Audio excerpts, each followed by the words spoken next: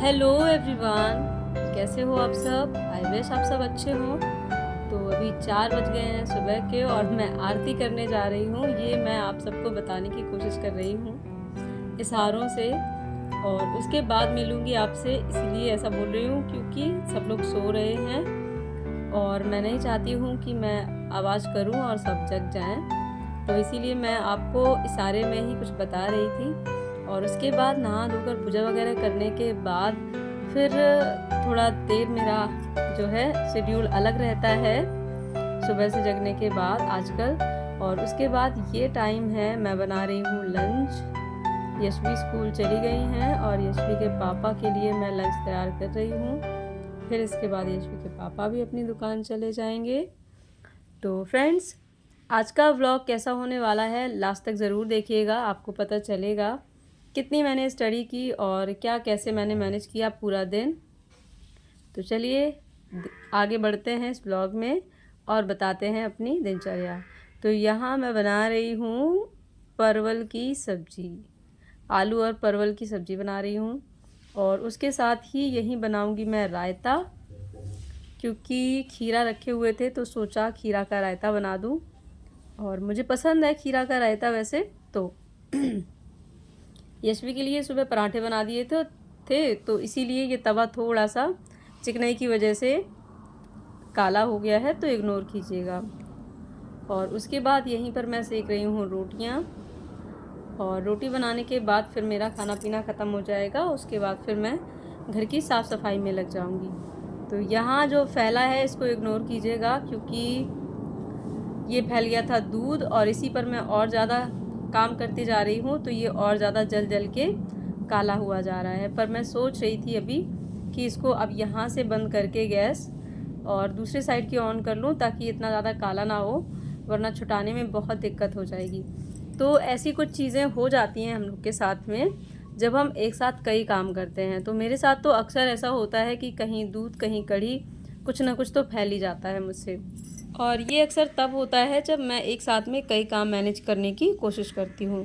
जैसे आजकल आपको पता है बहुत सारे काम हैं, हर किसी के घर में काम हैं, तो मैं एक साथ कई काम करने की कोशिश करती हूँ और उस चक्कर में फिर मुझसे दूध आज फैल गया था। और फिर फैलने के बाद मैंने उस पर और ज़्यादा काम किया, इसलिए वो जल जल के इस तरह का दिख रहा है। अदरवाइज़ उसकी जितनी भी मलाई थी, अगर वो मैं तुरंत की तुरंत साफ़ कर देती तो शायद इतना ज़्यादा काला नहीं होता। पर मैंने थोड़ी सी लापरवाही की और इस तरह हो गया। खैर कोई बात नहीं, कभी कभी होता है। और फ़िलहाल अभी मैं यहाँ पर आ गई हूँ कपड़े वगैरह चेंज करके, क्योंकि जो थोड़ी सही सी साड़ियाँ हैं वो वैसे ही साफ़ सफाई में गंदी हो जाती हैं। तो थोड़ी सी जो गंदी साड़ियाँ ही हैं मैं उसी को पहन के घर की सफाई करूँगी। और यहाँ आज ये मेरा पूजा वाला रूम है और यहाँ मैं स्टडी भी करती हूँ, तो ऐसे कह सकते हैं कि ये स्टडी रूम प्लस पूजा रूम दोनों हैं।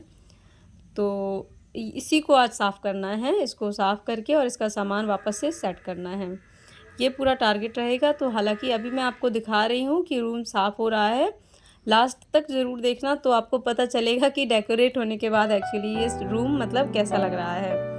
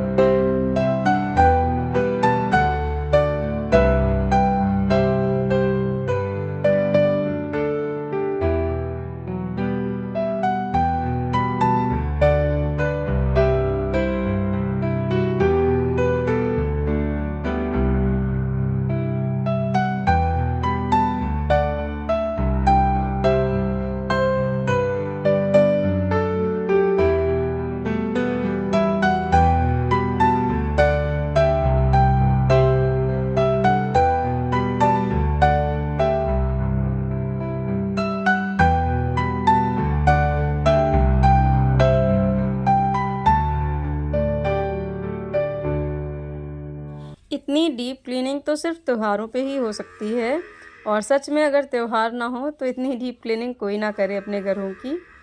और वैसे भी बारिश के बाद घर को डीप क्लीनिंग की बहुत नीड होती है, क्योंकि बहुत ज़्यादा जाले वगैरह हो जाते हैं घरों में। तो मैंने साफ़ सफाई तो कर दी है, मतलब झाड़ू लगा दी है, जाले वगैरह साफ़ कर दिए हैं। और ये जो पन्नियाँ हैं जो इस पर बिछी हुई थी, इनको मैं बाद में धुलूँगी।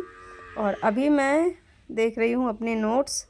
ये नोट्स मैंने जब पढ़ाई करना स्टार्ट किया था, मतलब जब तैयारी करना स्टार्ट किया था, तब से लेकर मैंने बहुत सारे नोट्स प्रिपेयर किए थे, बहुत सारे नोट्स बना रखे हैं, आप देखते जाइएगा। और इतने ज़्यादा ओल्ड हो चुके हैं इनमें से बहुत सारे, पर फिर भी मन ही नहीं करता है कि इनको हटा दूँ। कई बार मैंने ऐसे सोचा कि इसमें से कुछ ऐसे हैं जो बहुत ज़्यादा पुराने हैं, तो फिर मैंने सोचा कई बार कि इनको हटा दूँ, पर फिर जब इनकी देखती हूँ तो मुझे लगता है इसमें मैंने बहुत मेहनत डाली है, बहुत एफ़र्ट डाला है, तो कैसे इनको फेंक दूँ? तो वापस से फिर से साफ़ करके रख देती हूँ।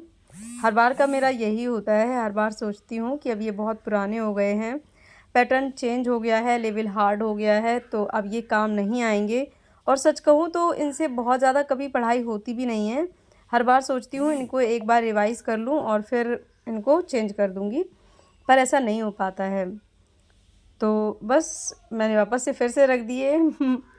तो यहाँ पर मैंने कैलेंडर का डेट जो है वो चेंज कर दिया है, मंथ चेंज कर दिया है, क्योंकि गलत मंथ से मैंने उसको टांग दिया था।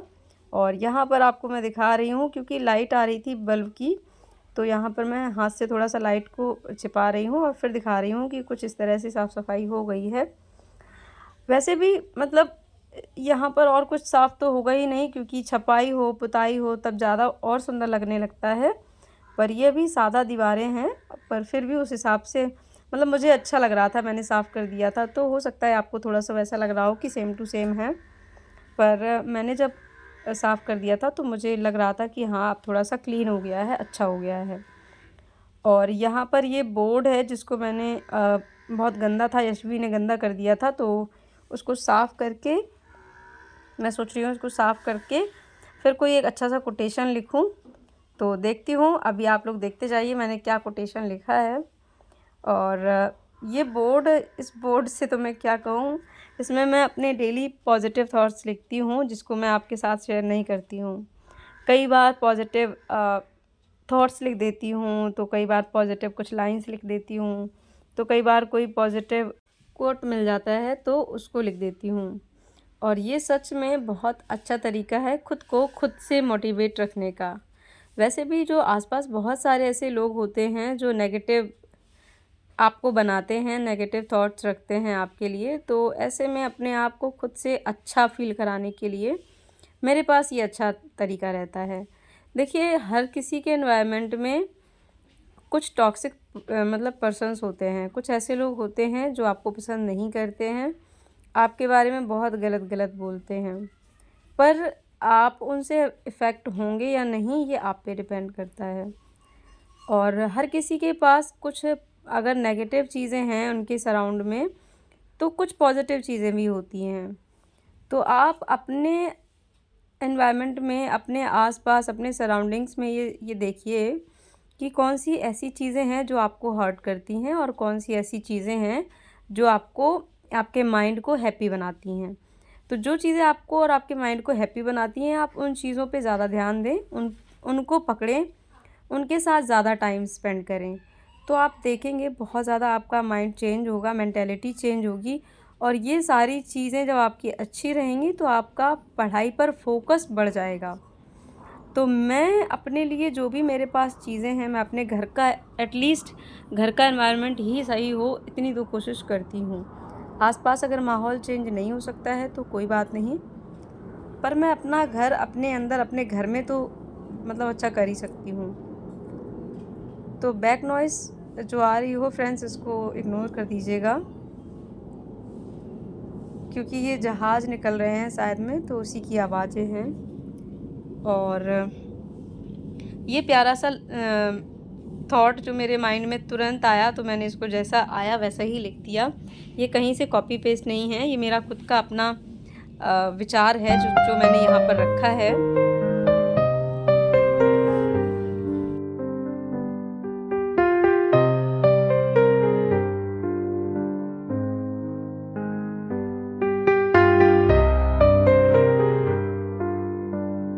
फ्रेंड्स रात बहुत हो गई थी, पर फिर भी सफाई करते वक्त मुझे ये 11th क्लास की मैथ्स की बुक मिली। तो मेरा मन बहुत ज़्यादा एक्साइटेड हो गया कि मैं इसको स्टार्ट करूं पढ़ने के लिए, क्योंकि बहुत टाइम से मैं यही कोशिश कर रही थी कि टीजीटी के लिए मुझे 9 10th और 11 12th की प्रिपरेशन जो है स्टार्ट करनी है मैथ्स की। तो कहीं से मुझे बुक्स मिल जाएं तो मैं स्टार्ट करूं। तो 9 10th का तो मुझे कुछ मटेरियल नहीं मिला मेरे पास में, बट हाँ ये बुक 11th क्लास की है। पता नहीं किसी बच्चे की रही हो शायद, या कैसे मेरे पास आई मुझे नहीं पता, पर ये बुक मुझे सफाई करते वक्त मिली। तो फिर मैंने इसका पहला चैप्टर जस्ट रीड करना स्टार्ट किया।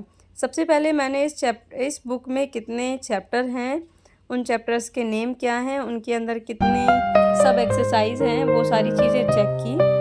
और फिर इसके बाद इसका पहला चैप्टर क्या है, किस चीज़ के बारे में मतलब दिया गया है, तो ये मैंने पढ़ा। तो बस आज का मेरा व्लॉग यहीं तक रहा। आई होप आपको व्लॉग अच्छा लगा हो। मिलते हैं